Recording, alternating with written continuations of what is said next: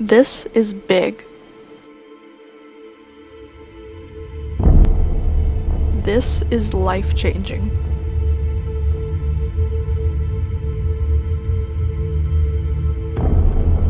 This making it the most expensive hurricane season on record. The National Oceanic and Atmospheric Administration believes is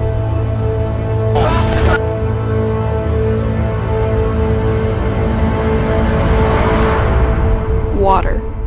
Hundreds of thousands of Canadians do not have access to clean water. Anything from poverty to water contamination cause water inequity in our country, and this inequitable distribution of our resources is happening right under your nose. There is segregation between Aboriginal and non-Aboriginal communities, and neglecting to aid their needs is causing a drift within the nation. Our leaders are simply not looking into the issue. Amanda Clasing said it best: First Nations people have the same human rights to adequate water and sanitation as all Canadians, but in practice cannot access them. Our fellow citizens are suffering through something that we can easily change. What does it mean to be Canadian if we can't help one another? Many Canadians don't realize just how big of a role water plays in our daily lives.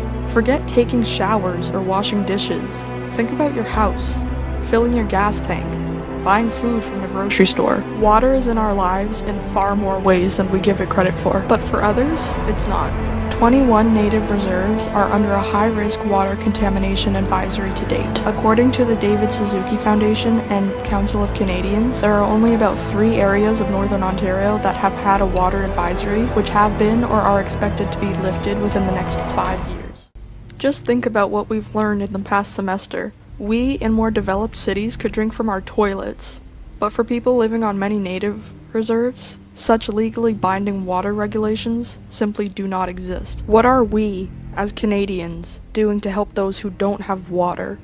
Organizations such as David Suzuki Foundation and Council of Canadians are the answer. The Council of Canadians Acting for Social Justice states that the solution lies in developing a strategy that encourages locally managed water services paid for by public programs and enforced protections put in place to preserve the safety and quality of drinking water. Overall, there is an estimated $5.9 billion price tag for the goal of clean water and enforcement of this effort for the next 10 years, according to Vice News Canada. You, yes you, can also help with this issue.